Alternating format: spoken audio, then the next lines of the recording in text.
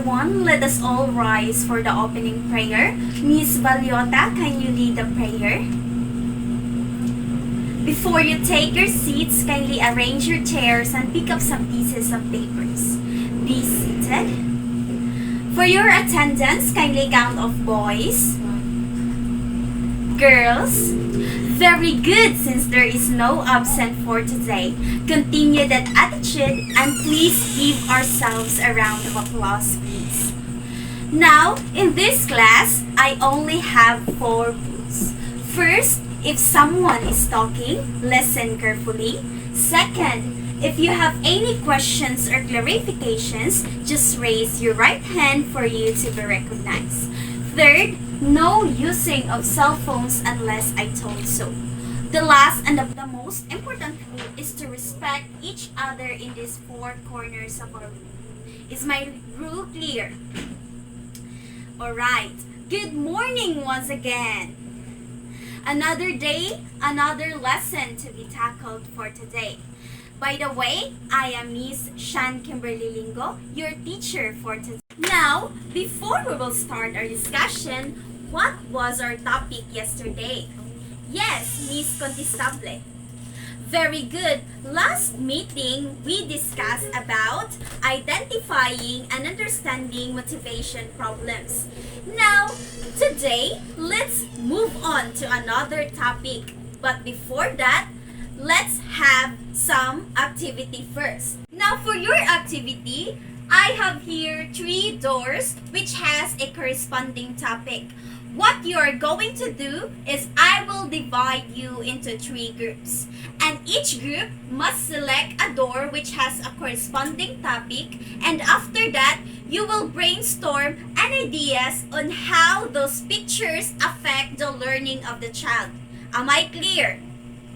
So you have 2 minutes to brainstorm in your groups, and after that, you will pick a representative to share his or her ideas in front of the class. Okay? So kindly choose your door here. So for group 1, they choose door 2. For group 2, they choose door 1. And for group 3, they choose door 3. So your 2 minutes starts now.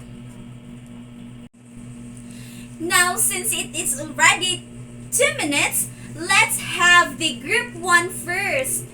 Very good. How about the group 2? Very good. How about the group 3? Very good. Very good. Now let's give ourselves a round of applause for the informative ideas that you share in front. Now, in that activity, how does learning occur? Mr. Bagsarpa. Yes, very good. Let's give him a round of applause. According to Mr. Bagsarpa, learning occurs when a person studies, which is good. Now, do you think that having cognitive knowledge is enough to become a successful learner? Yes, Miss Archaga. Very good. Now, Miss Kasing, what do you think is our topic for today? Very good. So today, our topic is all about concept and perspective about cognition and metacognition.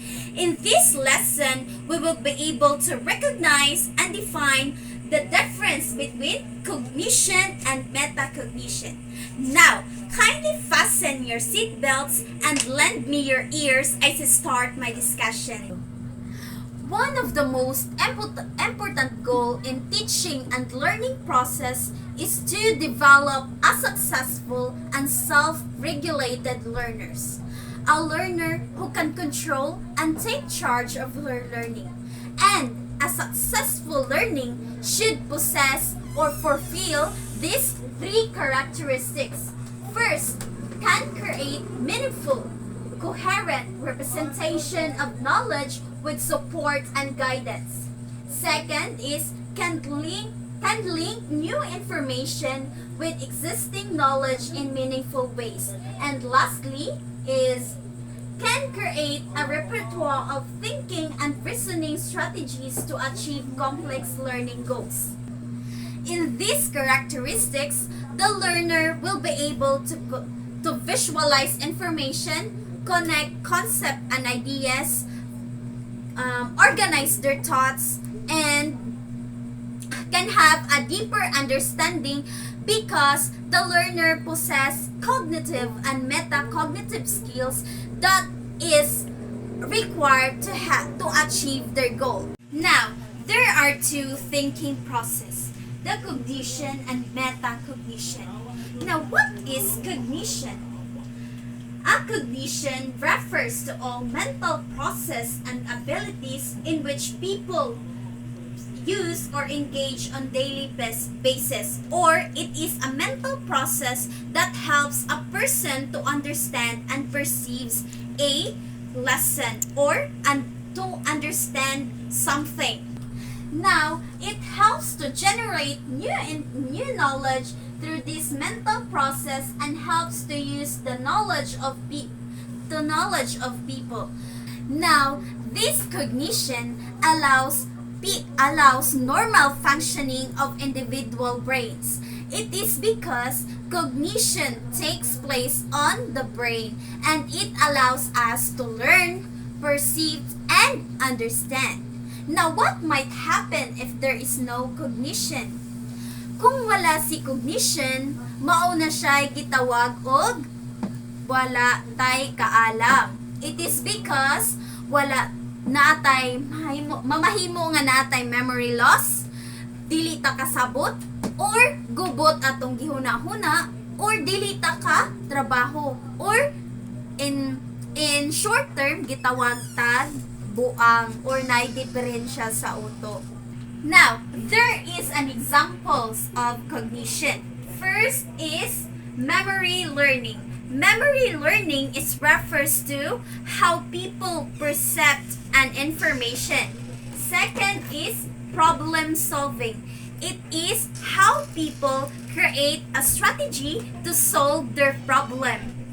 The third one is decision making. It is how the people think or create an action or decide to something or to what fits something. Now, did you understand cognition? So, do you have any questions about cognition? If not, let's go to metacognition. Now, metacognition refers to or defined as thinking about thinking. It is a higher order thinking which involves active control over cognitive process engaged in learning. It makes the people more aware of his cognitive process. And bisan pag naa na kay cognition, the cognition will cannot stand alone itself.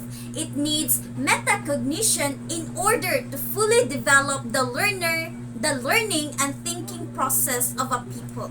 Without metacognition, the individuals cannot recognize if they understand completely because metacognition allows to assess, evaluate, and regulate on your thinking process or your learning or understanding to something or unsay imong nahibaw-an ana or unsay imong na-learn tungod ana mo na si metacognitions. Now, there is an examples of metacognitions.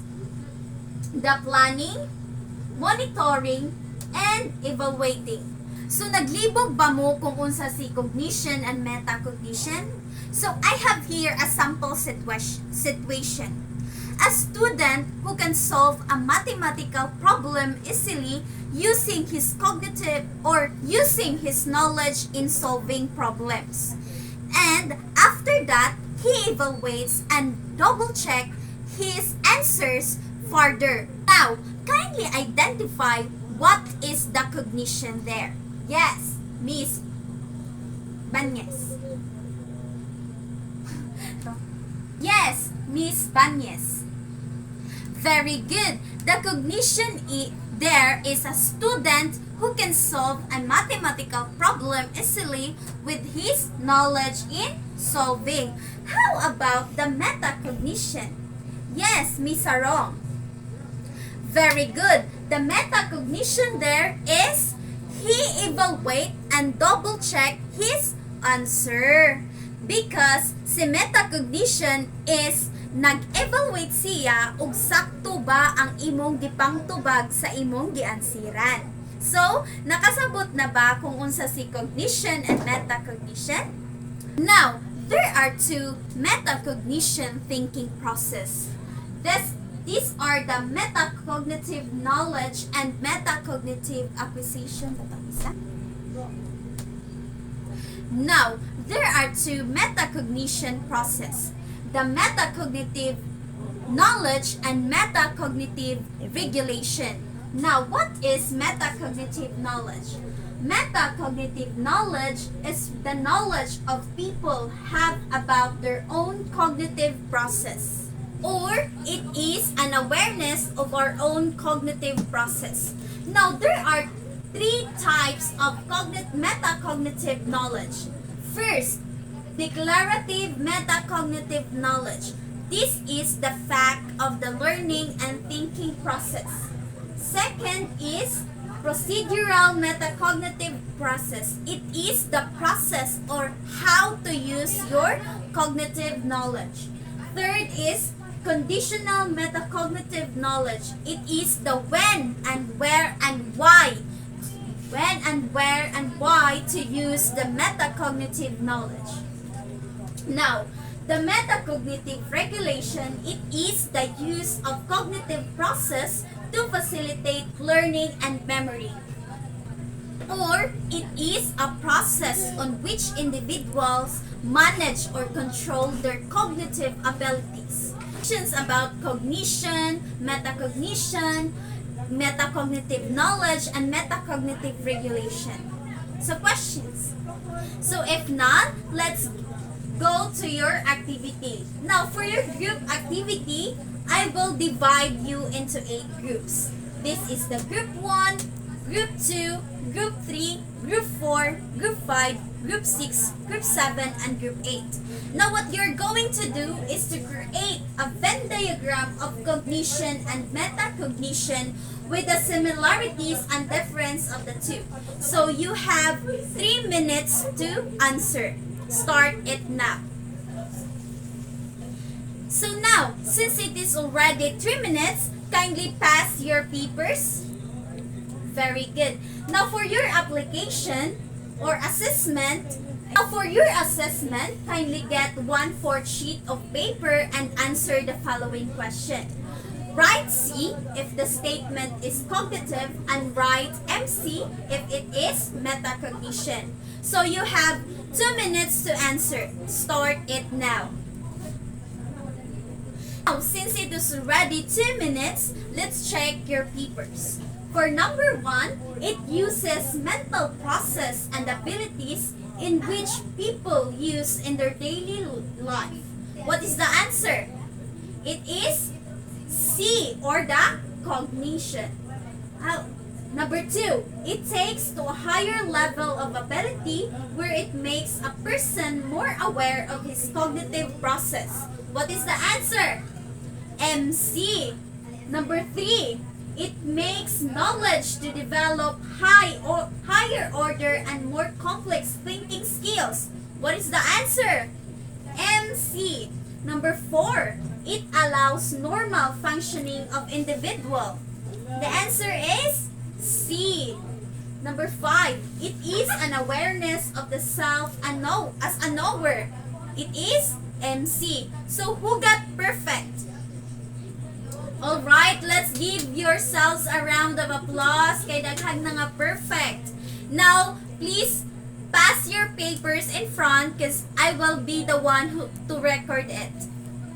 So for your assignment, in a 1 whole band paper, create a scenario and identify the cognition and metacognition process. Dapat mag-create mo scenario in a 1 whole band paper and inyong i-identify og asa si cognition adto og si metacognition. So am I clear? Okay, pass it on Monday.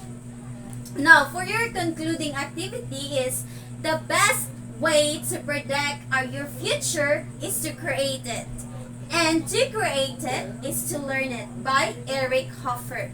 So I hope you gain new knowledge for today and you understand what is cognition and metacognition. And that's all for today. I am teacher Shan Kimberly Lingo signing off. Thank you everyone.